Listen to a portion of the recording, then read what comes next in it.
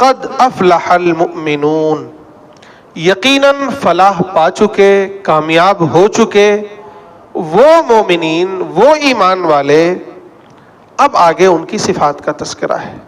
گویا پہلی اور بنیادی صفت تو ایمان ہی ہے کہ ایمان اگر ہے تو ساری نیکیاں مقبول ہیں، اور اگر ایمان ہی نہیں ہے تو ایک بندہ دن بھر رات بھر عبادت کرتا رہے، زندگی بھر نیکیاں کرتا رہے، وہ سب کے سب برباد ہو جائیں گے، ختم ہو جائیں گے، ان کی آخرت میں کوئی حیثیت نہیں۔